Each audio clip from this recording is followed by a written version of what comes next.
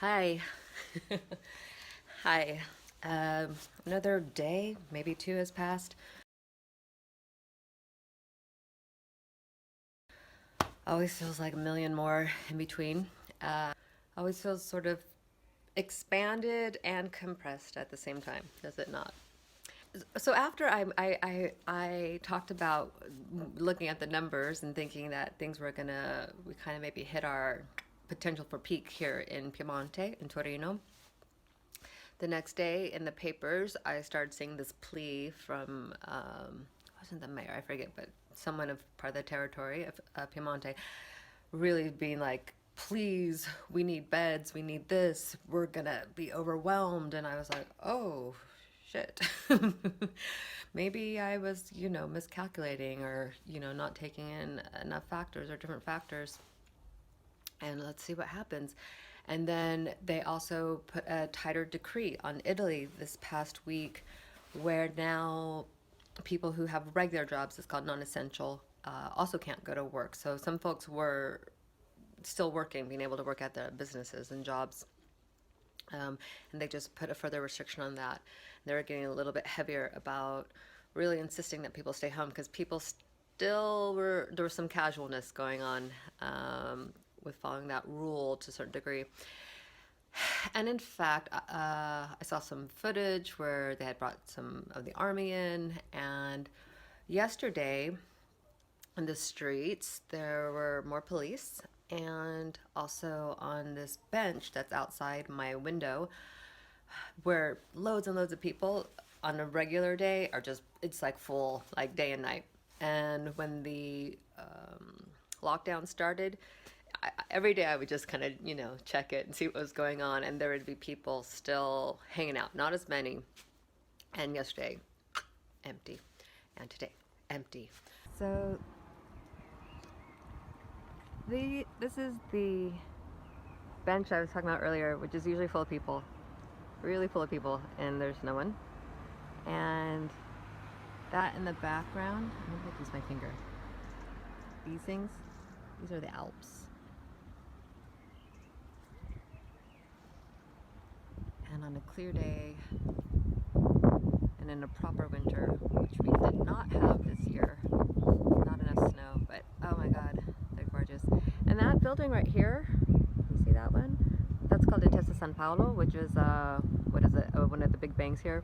That's kind of more or less one of our tallest, maybe it's the tallest building here in Torino.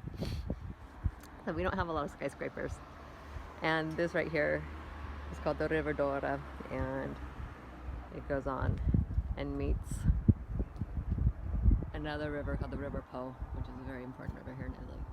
Anyways, this is another view of my actual outside the room I'm living in right now.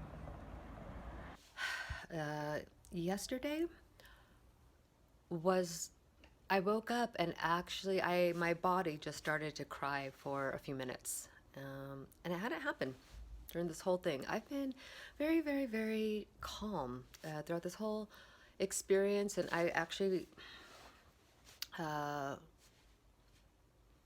have been feeling quite all right. And so something in me, obviously, I mean, it's a great thing to cry. I hope that you guys are letting any tears out or any tension out of your body. I think it's really, really necessary. And then I kind of calmed down, but then I saw these cops, and then I talked to a friend, an Italian friend, and he said that the market was closed, which is the place I showed last week with the contadini, with the farmers. So the farmers market, which had closed. And I was like, oh, so all of a sudden I started feeling like, oh shit, okay. And it's getting, tighter here. And I said, okay, if we have to do this these next maybe 10 days so we can smash this thing, like, okay, let's do this.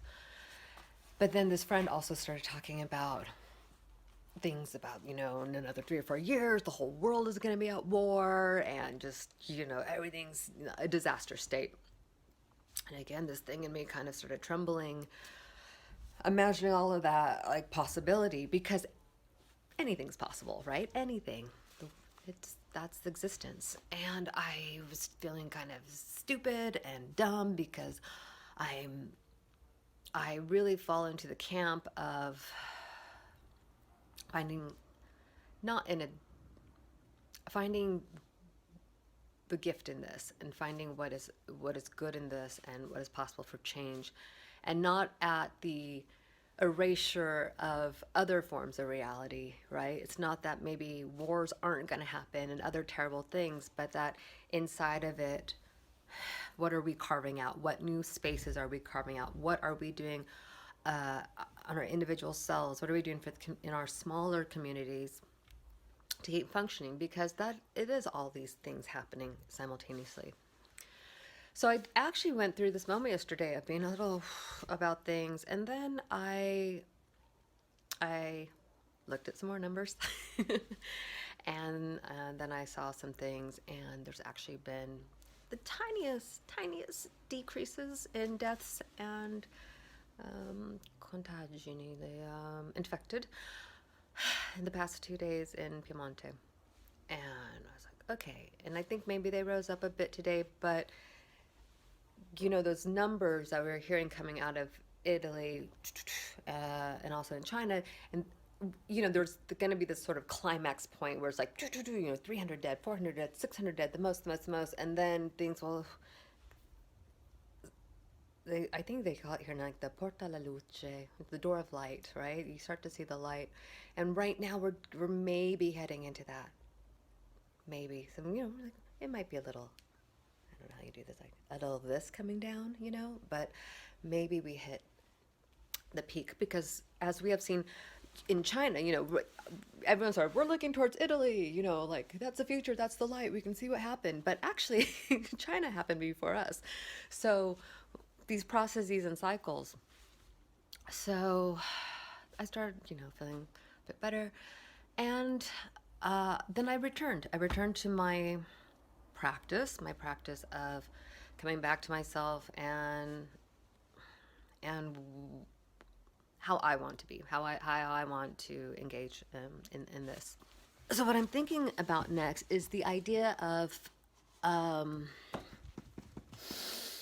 the new world. So I'm talking to my flatmate last night, and so we're sort of finding calmer news happening, like some good news coming in, and we're just like, oh, okay, well, and of course we're happy. We're happy, of course we are. And then both of us were just sort of talking about not a disappointment, but really hoping that all the potential that has arisen in this time doesn't get squandered. That we don't just return back to the way we were in our actions, our mentality. And, we discussed it more, and I was like, well, it's not quite over. Even if it subsides in Italy, we're still dealing with the aftermath, and, the next country, almost like a domino effect. And then, of course, as they're saying, perhaps it shall return again in like next year, or in the next, like the winter season, or next spring or something. Who knows? So the place to focus is specifically on that, is what is there to embrace. And there's a lot of potential for innovation, for one thing. There was an article, actually I saw a few days ago, and then I saw it in the New York Times, which is there was this medical valve, right, for the ventilator, that the medical company had run out of these things. And so they asked a 3D printing company to print them. And these guys were able to print them for more or less, probably like €1 each. And the medical company produced them, or sold them for 11,000 euros or dollars, whatever it was in each. 11,000 versus one.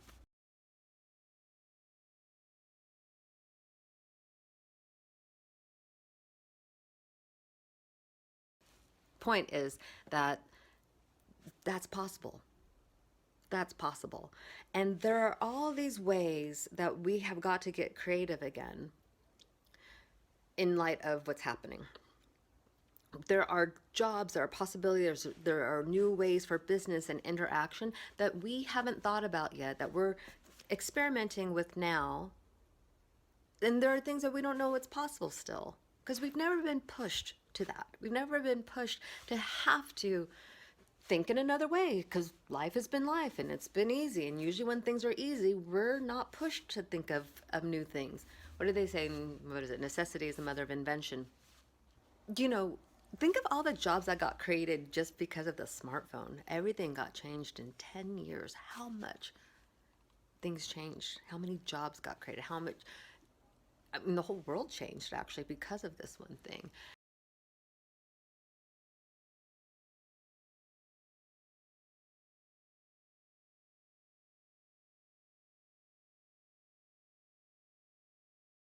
And so now it's just a new approach. How do we approach something new? It's just a different era.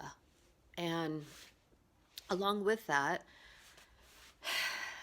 is, how do we find it in ourselves to start making these changes? We all know this stuff, or a lot of us do. I have a lot of smart friends. I know, it's not that we don't know these things. It's not maybe that we haven't known these and haven't talked about it, but what kind of action have we taken? What kind of real steps have we done? And I'm going to push this a little bit further into what kind of internal steps have you done to really shift something, and the way that we are arguing against a capitalist society that eats its own in pursuit of the almighty dollar. And we know it's a created system, and we know the theory that it's an agreed thing. We know it's, I mean, people used to trade beads and salt and, goods.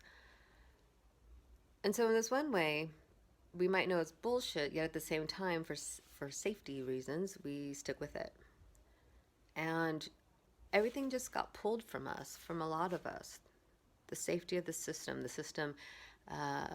as we're addressing it. And so we know this, but what actions in your personal life are you taking?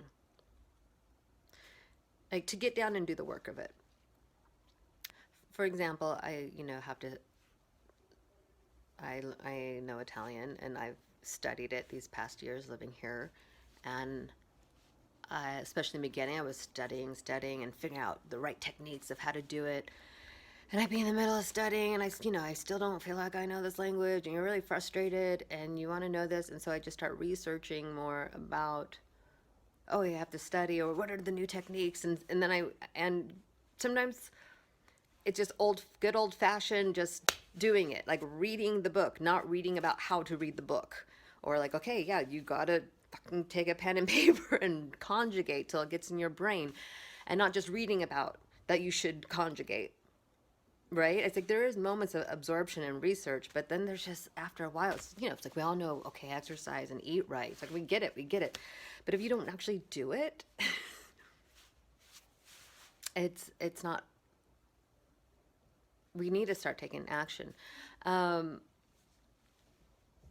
I'll contradict myself here a little bit, because I do also think that putting yourself in the space of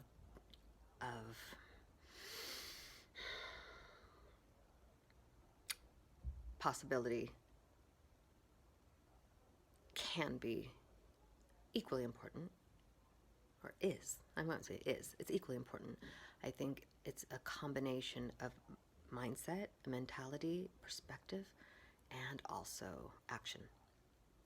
These are the things. And again, we all know that. Easy. But are we putting it into action? How can we put these things into action?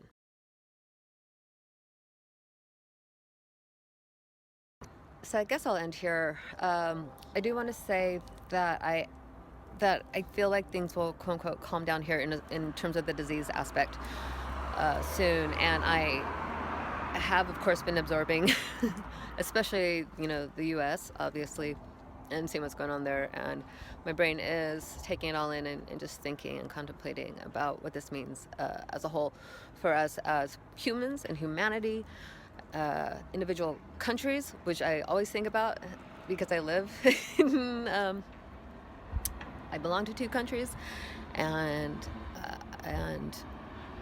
oh, the other thing I wanted to say that is, if any of you had any questions or things you actually wanted to hear me talk about or explain or whatnot, please let me know, because it would help me to know what to talk about. I honestly don't know how to end this. I guess I just love you all. I really do. And life, it's springtime. It is, oh, happy new moon for those who like to follow the moon. Aries season has arrived, of which I am one of them. And traditionally, springtime brings a lot of rupture. It's that, it's the energy it takes to make change. Like when the green first bud bursts out on the branch, and things are pushing up from the ground, the necessary energy for that to happen, right, is like so strong, and it ruptures things, and it so we're having an extra spring this year. Okay, till next time. Ciao, ciao.